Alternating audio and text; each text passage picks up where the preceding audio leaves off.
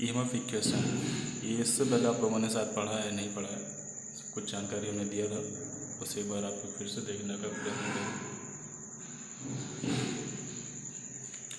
ये होता है हमारे E = 4.44 F/n, 4.44 F/n। यहाँ से जो F है ये फ्रिक्वेंसी है, फाई फ्लक्स है, n नंबर ऑफ टर्न्स हैं, और ये वैल्यूज़ जो है हमारी कांस्टेंट टर्म है, डेरिवेशन के थ्रू आ जाती है। ठीक है, यहाँ से जो फाई है, फाई का मैक्सिमम मान लिखा जाता है, यहाँ पे मैक्सिमम वैल्यू रहती है ये। ठीक है, फाई मैक्सिमम रहता है। अगर हमारे पास कोई बाइंडिंग थी, सपोज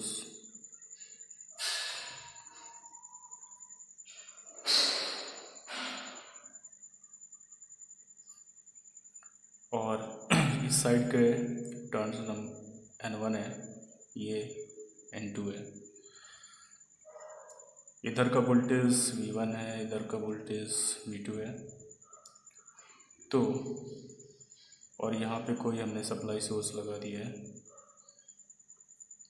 और यहाँ पे कोई लोड कनेक्ट कर दिया, इस तरह से हमारा लोड है। आप लोग जिसमें देख रहे होंगे,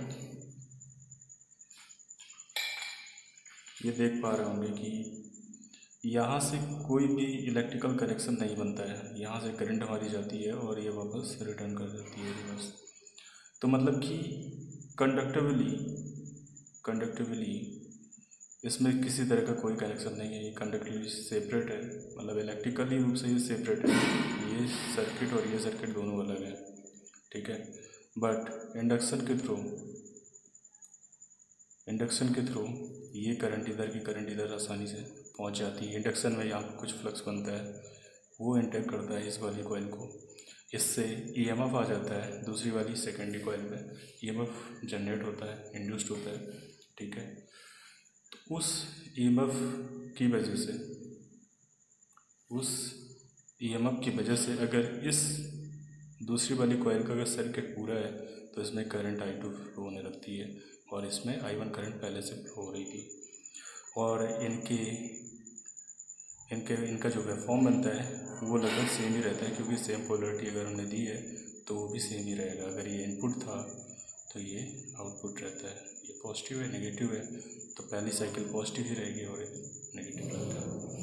तो ये इस तरह से वर्क करता है। ध्यान देने वाली बात ये, फ्रीक्वेंसी दोनों केस में सेम ही रहती है, फ्रीक्वेंसी में कोई असर नहीं पड़ता है, फ्रीक्वेंसी एक ही है। क्यों? क्योंकि इनके बीच में किसी भी प्रकार का कोई भी रिलेटिव मोशन नहीं है।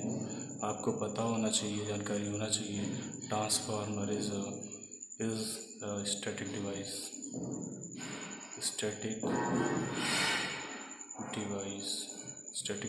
ट्रांसफार्मर क्या है? एक प्रकार का स्टैटिक डिवाइस है। ठीक है, ओके, हम लोग आते हैं।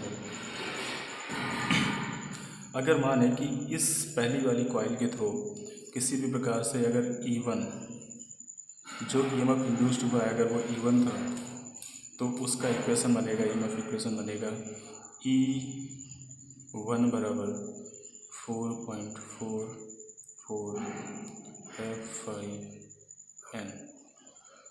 और सिमिलरली इसी प्रकार से जो इसकी दूसरी कॉइल है उसमें जो ईएमएफ जनरेट होगा वो होगा E2 बराबर 4.44 F/n। यहाँ पे N1 होगा और यहाँ पे N2 होगा। उसका रीज़न ये है कि इसमें नंबर ऑफ टर्न्स डिफरेंट होंगे और इसमें डिफर होंगे। ठीक है, यहाँ पे ये वाली वैल्यू कांस्टेंट रहती है, फ्रीक्वेंसी हमारी सेम ही रहती है, फ्लक्स में कोई परिवर्तन नहीं होता है क्योंकि ये फ्लक्स कॉमन रहता है।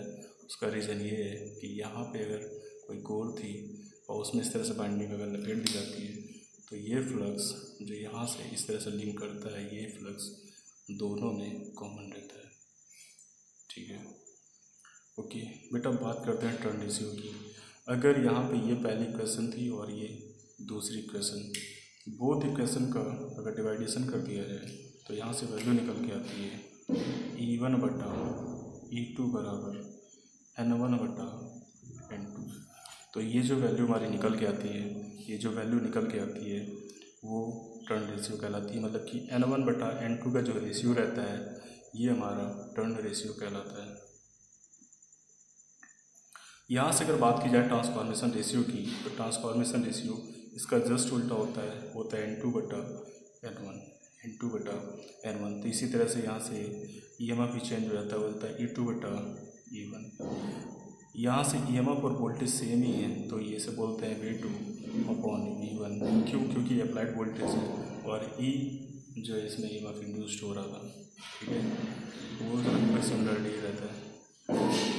यहाँ से ये वैल्यू सेम हो जाती है और ये वैल्यू निकल के आती है।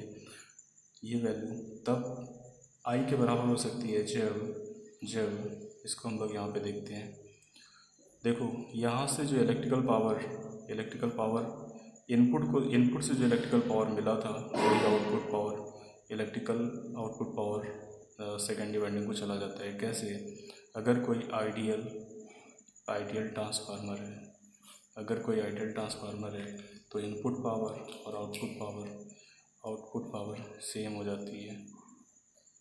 और वैसे भी ट्रांसफार्मर एक स्टैटिक डिवाइस है और इसका स्टैटिक डिवाइस होने के नाते इसकी जो एफिशिएंसी होती है वो अधिकतम होती है, मैक्सिमम 96 से 99% तक जाती है, ठीक है। अगर आइडियल है तो ये इसे 100% कहा जा सकता है। इस केस में ये इलेक्ट्रिकल इनपुट और इलेक्ट्रिकल पावर आउटपुट का आपस में बराबर रहता है।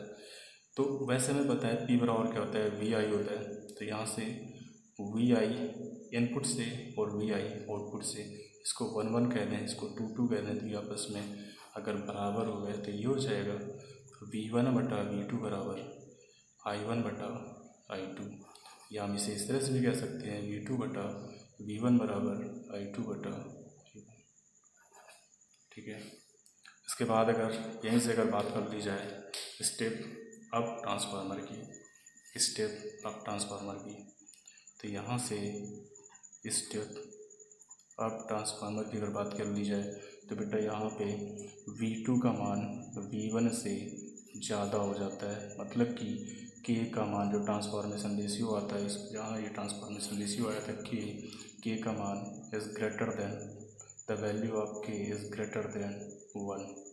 उसका रीज़न है क्योंकि हम लोग लिखते हैं V2/V1। अगर V2 का मान अगर V1 से ज़्यादा है तो ये वैल्यू हमारी 1 से डेफिनेटली ज़्यादा ही आएगी, 1 से ज़्यादा ही आएगी, ठीक है। तो ऐसा केस स्टेप अप ट्रांसफार्मर को दर्शाता है।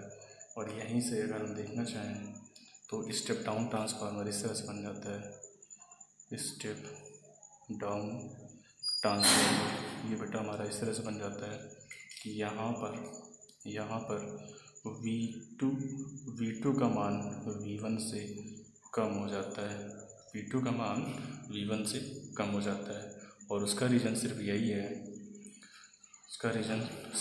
है कि जो लोड को जो वोल्टेज मिल पाता है, लोड को जो वोल्टेज प्राप्त होता है बेटा वो कम होता है, वो लेस देन सोर्स वोल्टेज होता है, वो लेस देन सोर्स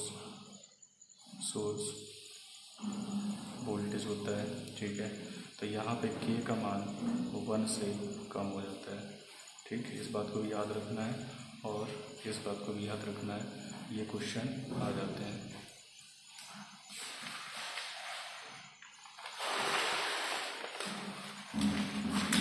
बेटा इसके बाद बात करेंगे एक डिफरेंट टाइप का ट्रांसफार्मर, आइसोलेटिव ट्रांसफार्मर। ये एक ऐसा ट्रांसफार्मर है, ये एक ऐसा ट्रांसफार्मर है, आइसोलेटिव ट्रांसफार्मर। ये एक ऐसा ट्रांसफार्मर है जिसमें N1 बराबर N2 हो जाता है। N1 बराबर N2 का केस N1 बराबर N2 का केस यानी कि दोनों ओर की जो बाइंडिंग्स हैं, दोनों ओर के नंबर ऑफ टर्न्स हैं वो आपस में बराबर रहती हैं। ये N1 बराबर N2 ये आपस में बराबर रहते हैं, दोनों ही टर्न्स बराबर हैं, लोड साइड के भी और सोर्स साइड के भी। तो क्वेश्चन निकल के आता है कि फिर इसकी हमें ज़रूरत ही क्या पड़ी, जब दोनों ओर का टर्न सेम है तो दोनों ओर के वोल्टेज सेम होंगे, दोनों ओर का EMF सेम है, ठीक है। अगर ऐसा है तो इसकी ज़रूरत क्यों पड़ी? तो बेटा इस तरह के जो ट्रांसफार्मर हैं ये हमारे फॉल्ट को रोक लेते हैं। क्यों? क्योंकि इलेक्ट्रिकल रूप से ये दोनों अलग हैं, दोनों सेपरेट हैं, लेकिन इंडक्शन के रूप से दोनों जुड़े हुए हैं, कनेक्ट करते हैं। बट